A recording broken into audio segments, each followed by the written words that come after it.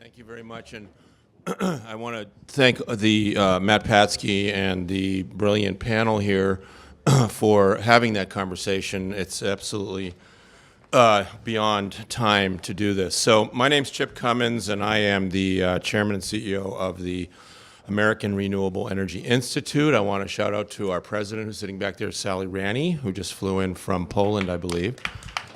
And thanks for joining us, Sally, and everybody else in the room that took out their valuable time today. So I'm talking, wrapping it up here and talking about next steps for the Clean Capital Coalition and what we're now calling the Roadshow. At AREI, we have been convening an annual summit in Aspen, Colorado. We just completed our 15th annual, so we started way back in 2004 when, before carbon footprints were even in the general vernacular. People didn't know what they were. We sure do now. And we would like to invite the room to join us to our annual summit in Aspen the third week in June. You've been seeing some of the information up here. Now, I asked the man at the board and sent him some photographs to illustrate the point I'm about to make.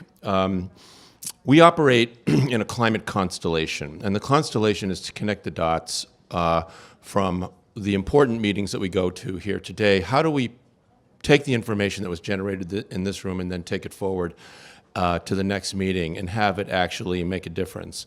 So within the climate constellation of my own footprint, carbon footprint, I must say, if I fly in airplanes to get around, needs to be offset, and we try to do that. I just came to New York from Ningxia, China. So what you're looking at on the screen here is the largest solar installation in the world, and that would be 100 square kilometers or 26,000 acres. And that generates about 1 gigawatt of power. But what's really extraordinary is that the Chinese have decided to hold the solar panels 8 feet off the ground, and they're growing goji berries underneath. And it shows you the kinds of vision that we all have to have, not just in China, but rather in the United States and in Saudi Arabia. They've stated that they're going to make one 200 times bigger than that. So that's 1 gigawatt. The Saudis are going to do 200 gigawatts. That's 26,000 acres. The Saudis say we're going to do 5 million acres. And SoftBank says, we're going to pay for it. We're going to fund that. And so with this happening, to accelerate the process, let's bring it back to the Clean Capital Coalition, the clean tax cut formula that was launched at AREDay. I think it was in 2015. Rod Richardson came out, 16, came out when we had President Grimson from Iceland.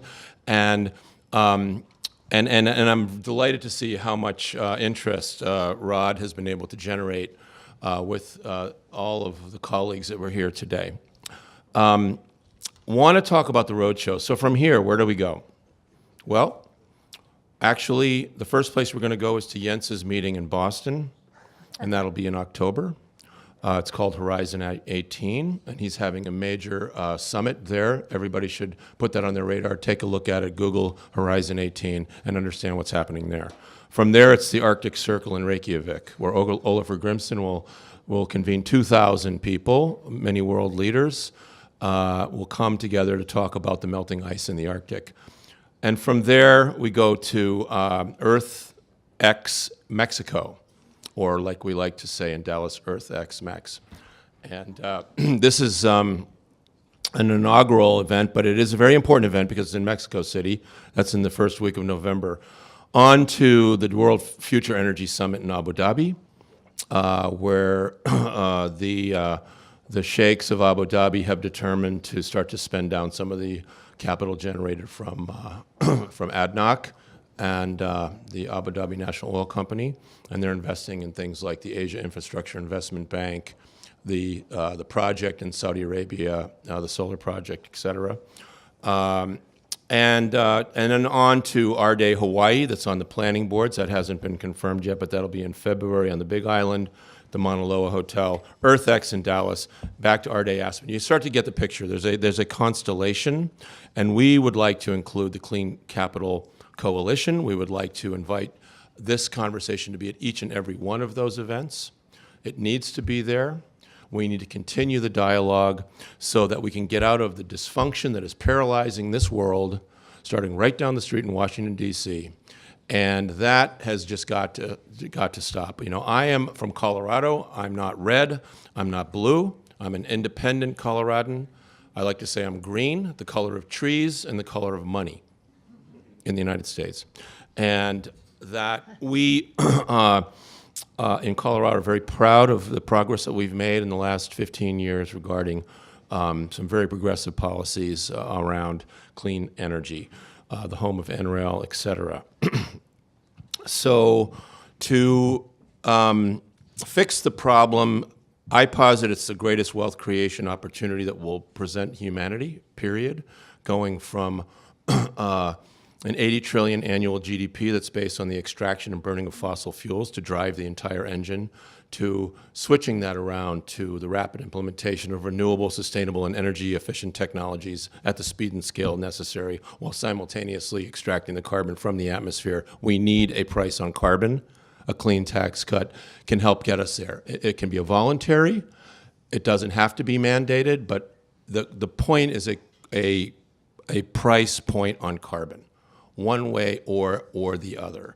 And I don't think we're going to get a tax, obviously. This is not the room to talk about a carbon tax, but it is the room to talk about a price point on carbon.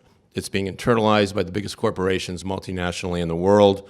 Take what Paul Pullman's doing over at Unilever as a good example of that strategy. Just finally, we believe at AREI that it's about implementation, acceleration, and replication. And we think that we have to do that by building green bridges. We have to have a green bridge with Asia. We have to have a green bridge with Europe. We're looking at what's going to happen in Poland later on this year. So I'm delighted to report that in my travels from Ningxia to Hong Kong to Hawaii to the Global Climate Action Summit in San Francisco, and now here at Climate Week in New York City, that there's a lot of people like you in this room all around the world that are having this conversation one way or the other. And I posit that we have to get together, and we have to do it engaging the financial markets, obviously with people like Matt over here, his leadership, Rod Richardson in the back, Trammell Crow, what he's doing down in Dallas, Texas, each and every one of you.